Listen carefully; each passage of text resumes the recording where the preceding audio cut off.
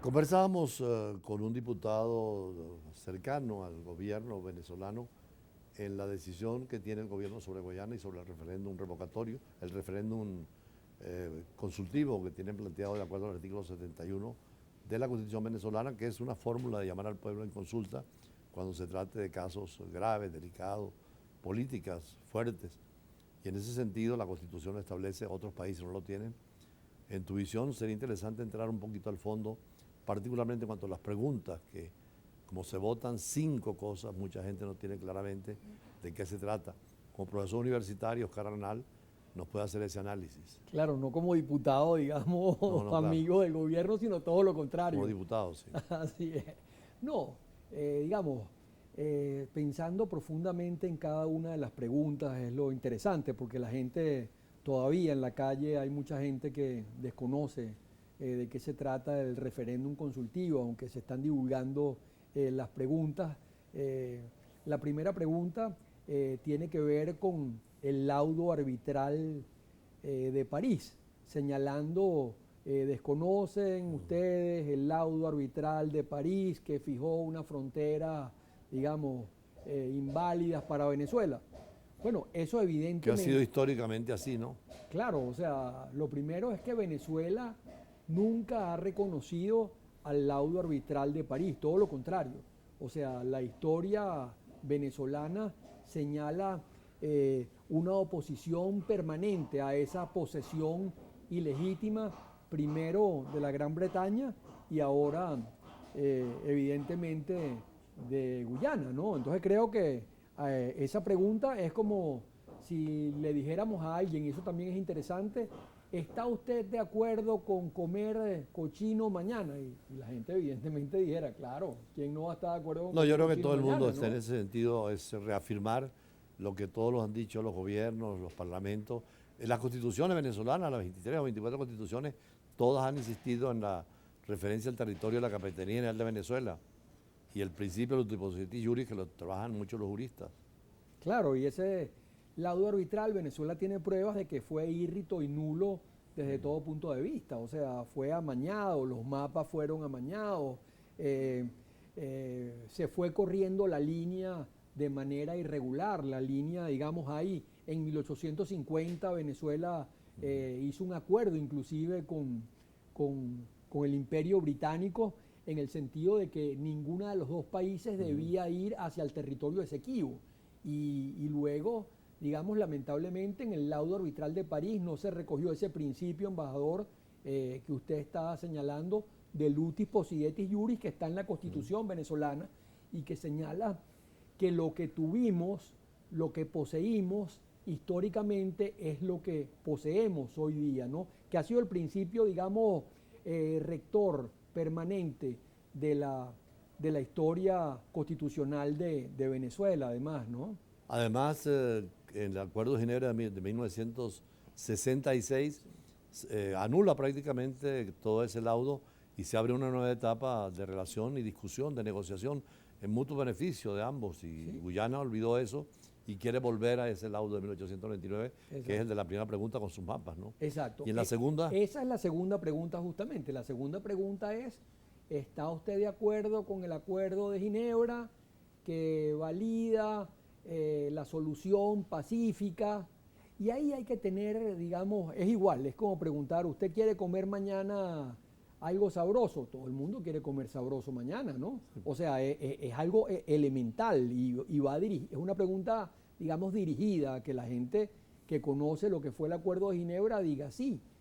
Sin embargo, hay que leer bien el Acuerdo de claro, Ginebra y yo invito, digamos, a los venezolanos a empaparse del Acuerdo de Ginebra y sobre todo al artículo cuarto del Acuerdo de Ginebra, porque el artículo cuarto del Acuerdo de Ginebra remite al artículo 33 de la Carta de las Naciones Unidas y al secretario general de las Naciones Unidas. Y allí igualmente se nos remite a un arreglo judicial. Entonces, el arreglo judicial que está ahí en el Acuerdo de Ginebra, digamos que está señalado de alguna manera en el Acuerdo de Ginebra, tiene solamente dos vertientes, o un tribunal arbitral, que es un laudo arbitral, o por el otro lado, digamos, la Corte Internacional de Justicia en La Haya.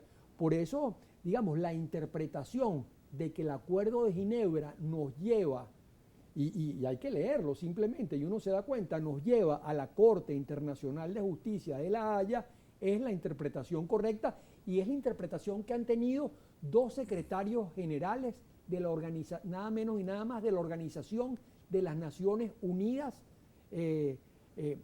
digamos, uno detrás de otro. Y luego lo que interpretó también la Corte, porque la Corte señaló que era que era competente gracias al Acuerdo de Ginebra. Sin embargo, profesor Arnal, en la votación para competencia de la Corte fueron 12 votos y 4 contrarios, y los 4 le dan la razón a Venezuela de que el secretario general de Naciones Unidas malinterpretó el artículo 4, sobre todo párrafo 2, porque no agotó todos los mecanismos del artículo 33. Ese es un punto muy interesante de discusión. De hecho, debimos haber ido por todos los medios que establece el artículo 33 y no directamente con el secretario general. Ahí es donde se agarra Guyana para presentar la demanda. Pero es que en el año 65, cuando se estaba preparando el Acuerdo de Ginebra, el canciller del momento, que era Ignacio Iribarren Borges, quería incorporar ahí literalmente a la Corte Internacional de Justicia en La Haya. Es más, y en el 66, cuando ya se llegó al Acuerdo de Ginebra, el propio canciller dijo, probablemente terminemos en la Corte Internacional de Justicia de La Haya. Esa es la realidad, o sea que Venezuela ha reconocido la Corte. En el sentido, hoy escribíamos en el Universal sobre este tema, les recomendamos leerlo también, sobre el debate que se dio, porque la posición venezolana en la Corte es que no tenía atribuciones del secretario general por el artículo 4.2, pero también hay otros penalistas y sobre todo abogados que reconocen que era el camino hacia la Corte, y efectivamente tiene razón. Venezuela propuso la Corte y fue Guyana que la eliminó. La rechazó. Y esa es la tercera pregunta que pasamos ya. Esa es la tercera pregunta que viene, porque la tercera pregunta, ¿cuál es? Eso es buenísimo que los venezolanos la conozcan, ¿no? La tercera pregunta señala que debemos desconocer a la Corte Internacional de Justicia de La Haya. O sea, que Venezuela no debe reconocer esa Corte como un órgano que la obligue.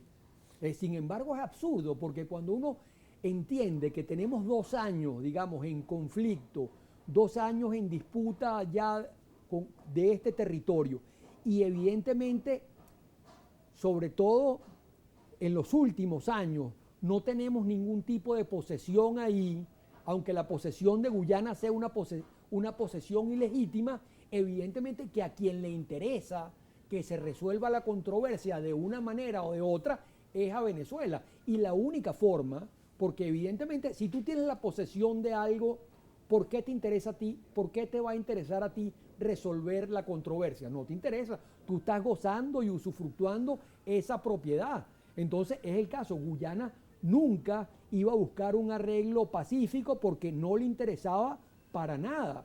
Entonces lo que está pasando en este momento es que Venezuela tiene una oportunidad histórica porque tiene justos títulos de ir y combatir durísimo y contrademandar inclusive en la Corte Internacional de Justicia en La Haya, pero lamentablemente, digamos, hay una posición, y por eso yo digo, en la tercera pregunta hay de todas que votar no. Es una de las... Porque en derecho el que calla otorga, y eso sería una especie de confesión ficta. Ahora, también en favor de la otra tesis, de que hay que votar sí, está el tema de que muchos países no reconocen a la Corte su jurisdicción y menos su competencia. Muchos países, de hecho el Tratado de Bogotá en 1948, que obligaba a los países de América Latina a ir a la Corte, Venezuela nunca lo ha firmado, y nunca Venezuela ha firmado a nivel internacional ir a la Corte. Entonces hay una tradición de los gobiernos, de todos. Es lo que dicen quienes están de favor de la pregunta, de no ir a la Corte. Además, muchos han ido y no se salen en pleno proceso. Estados Unidos lo hizo con Nicaragua y hay muchas tendencias. Lo importante es que el debate se dé. Sí, bueno, porque la Corte ahí condenó a Estados Unidos. Pero vamos a ver cómo siguen los debates. Tenemos compromisos comerciales, pero agota las otras preguntas antes de terminar el programa, que es importante. Sí, ya regresamos.